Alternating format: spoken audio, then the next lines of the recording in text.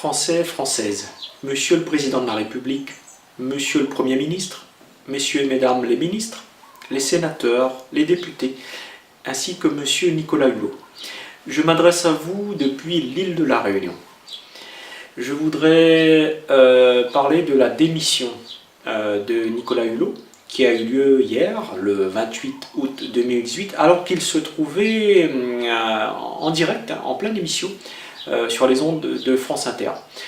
Une démission qui a surpris tout le monde, mais pas tant que ça, parce que je dirais, connaissant la fibre, la sensibilité qu'a Nicolas Hulot vis-à-vis de la nature et de l'humain, on avait très bien compris que la tâche allait être difficile. Il avait déjà eu d'ailleurs quelques petites difficultés, je dirais, à pouvoir se faire entendre comme il le souhaitait.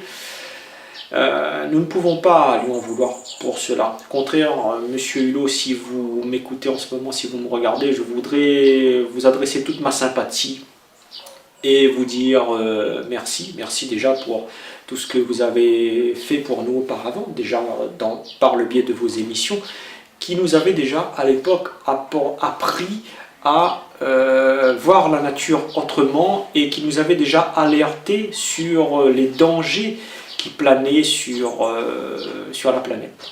Voilà, donc déjà merci pour ça. Au gouvernement, vous avez fait ce que vous avez pu. Vous êtes parti d'une énergie saine, d'une volonté qui était irréprochable.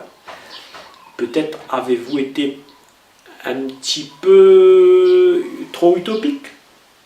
Je ne sais pas comment interpréter cela. Vous avez sans doute été déçu. Nous aussi, mais pas par vous. Pas par vous. Je pense que c'est plutôt le système qui est au-dessus de vous qui nous a finalement déçus, parce qu'on a très bien compris que vous n'arriviez pas à vous faire entendre. Et c'est ce que vous avez dit vous-même. Donc on ne vous en veut pas. Voilà.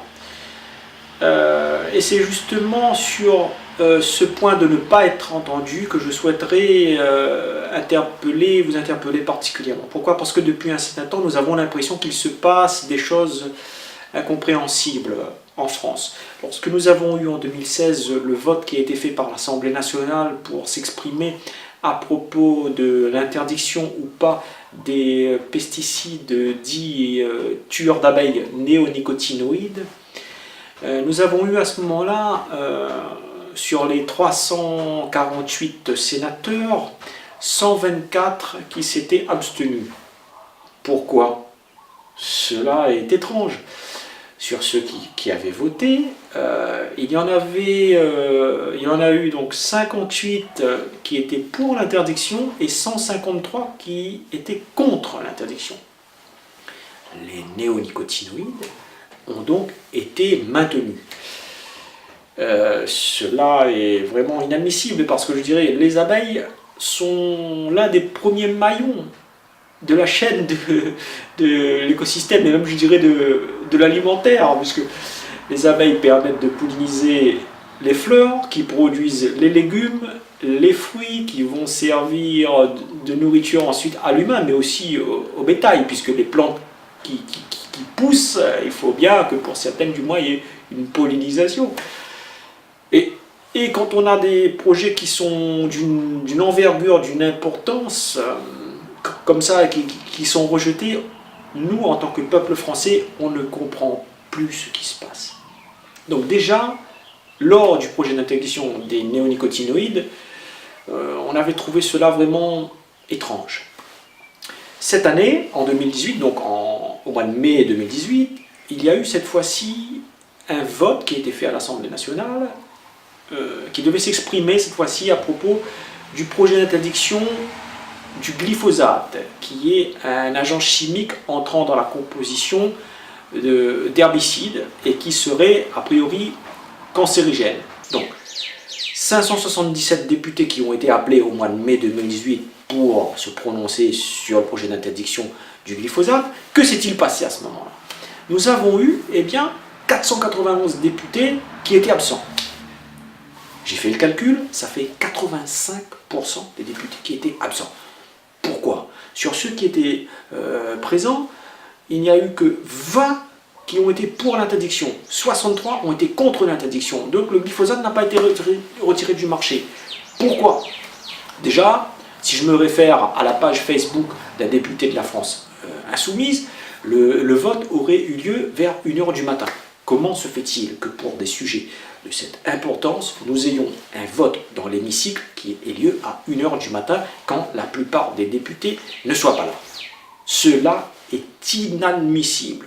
Donc, nous avons un peuple qui est souverain quand même. Je vous rappelle que voilà, si le président de la République a été élu, si vous avez été élu, monsieur le président de la République, et que vous avez désigné ensuite votre ministre et vos ministres, etc., s'il y a eu donc aussi un suffrage universel pour élire les députés, eh ben, c'est le peuple qui l'a décidé. C'est nous, le peuple, qui vous avons mis en place. Nous sommes donc, en quelque sorte, votre supérieur hiérarchique. Eh oui, mine de rien, c'est comme cela, voilà, parce que nous sommes une démocratie, c'est nous qui votons, voilà. Vous devez nous écouter. Vous devez nous écouter, vous devez écouter le peuple. Et là, on a l'impression que depuis plusieurs années, en France, ceux que nous avons mis en place ne nous écoutent pas. C'est grave. Comment se fait-il que nous ayons des projets qui touchent à l'environnement, qui touchent à la nature, qui touchent à la santé humaine, que lorsqu'ils sont votés dans l'hémicycle, le résultat final est que ces projets soient rejetés? Cela est inadmissible. Donc là, déjà, ça veut dire qu'il y a quelque chose qui ne va pas au niveau du Parlement français. Hein, manifestement, ce système est peut-être un peu vieillissant. Il n'est peut-être plus à jour par rapport à l'époque à laquelle nous vivons. Il y aurait peut-être des choses qui auraient besoin d'être revues, corrigées. Dans une vidéo précédente, j'avais déjà proposé l'idée que j'avais soumise d'ailleurs à un député de l'île de la Réunion, M. Ratenon, de vous proposer en France hexagonale donc, un projet de loi qui consisterait à mettre en place un système de vote électronique pour les sujets d'importance comme ça, de grande importance, de telle sorte que ce serait le citoyen, hein, le Français, qui voterait depuis chez lui. Voilà. Ne plus laisser les députés voter, parce qu'à chaque fois, il y a quelque chose qui se passe, on ne comprend pas, hein, le résultat qui en ressort ne correspond pas à ce que le peuple demande. Si bien qu'on puisse se demander s'il n'y a pas manipulation, s'il n'y a pas corruption, on se pose des questions.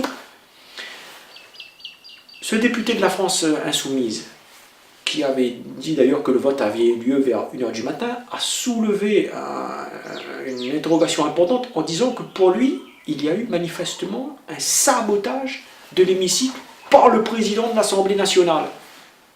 Voilà, qui aurait manifestement attendu une heure, je dirais entre guillemets, propice, pour que les votes, je ne sais pas, aillent peut-être dans un sens. C'est grave, c'est gravissime. Comment pouvons-nous avoir des choses comme ça en France? Nous, en tant que citoyens, on aura beau participer à des manifestations, on aura beau voter des milliers de pétitions, les choses n'avanceront jamais. C'est ça que les gens n'ont pas compris, parce qu'une fois que ces projets de loi sont votés dans l'hémicycle, c'est du tout et du grand n'importe quoi. C'est tout l'inverse de ce qu'on veut qu'il se passe. On ne nous écoute pas. Et c'est ce qui s'est passé avec M. Nicolas Hulot, qui malgré son énergie, qui malgré son investissement qui était sincère, irréprochable, n'a pas été entendu. Et c'est ce qu'il a dit lui-même. Pourquoi? Parce que, et ça on le savait d'avance d'ailleurs, en tant que ministre, lorsqu'un ministre travaille, et tous les élus de la République d'ailleurs, on le sait très bien, et on vous comprend, ce n'est pas facile. C'est un travail qui n'est pas facile parce que vous êtes à la fois pris dans un étau entre l'intérêt humain et l'intérêt économique. Or, nous le savons très bien, un pays, pour qu'il puisse fonctionner, doit avoir une économie. Qui dit économie, dit entreprise. Qui dit entreprise, dit société, dit argent, dit côté pécunier, les finances. Sans finance, sans économie, un pays ne pourrait pas fonctionner. Du moins, dans le monde dans lequel nous vivons actuellement. Moi, j'aurais souhaité que les choses soient autrement, mais malheureusement, ce n'est pas le cas. Le problème, c'est qu'on a l'impression que il y a peut-être un parti qui prend peut-être plus d'envergure et plus d'emprise sur un autre. Le côté financier, capitaliste et économique a peut-être trop tendance à prendre le pas sur le côté humain, sur le côté préservation de la nature. Mais à mon sens, il me semble que cela est aberrant. Parce que nous ne pourrons plus un jour avoir de civilisation, nous ne pourrons plus avoir d'économie si le monde humain s'écroule, si l'être humain ne peut plus exister, si l'être humain ne peut plus être heureux, si l'être humain ne se sent plus en harmonie, s'il ne fait plus bon vivre dans son pays, s'il ne se sent plus à l'aise et en sécurité chez lui. L'humain doit être pris en compte, et je pense en priorité. Voilà. Alors, si le président de la République n'écoute pas son ministre, ça sert à quoi de mettre un ministre en place de la transition écologique? Monsieur Nicolas Hulot, il était là juste pour faire de la figuration. Alors, dans ce cas, ça veut dire que même s'il y aurait eu quelqu'un d'autre à sa place, cette personne n'aurait pu rien faire également, puisqu'on ne l'écoute pas.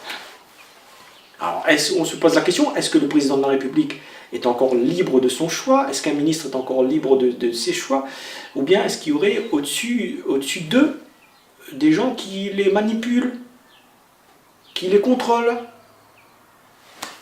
Il a été fait allusion de lobby qui aurait manifestement mis beaucoup de pression sur Nicolas Hulot, et ces pressions l'auraient incité à démissionner. Donc ça montre bien que la France est gangrénée de toutes parts. Alors je ne sais pas si c'est systématiquement les lobbies. Est-ce que ce sont les lobbies? Est-ce que ce sont des sionistes? Est-ce que ce sont des Illuminati? Des francs-maçons? Je n'en sais rien. Mais on peut se poser la question parce que cela n'est pas normal. Nous vous avons mis en place vous qui nous dirigez par le suffrage universel. Le peuple est souverain, nous sommes dans un système démocratique, vous devez nous écouter. Voilà, si vous ne nous écoutez pas, cela n'est pas normal. Voilà.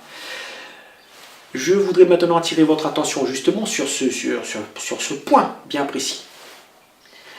D'après un concitoyen de la France hexagonale, qui s'appelle M. Serge Petit-Demange, qui a réalisé une vidéo, je le salue au passage, M. Petit-Demange attire notre attention sur le fait que depuis le 1er janvier 2017, la Constitution française n'existerait plus.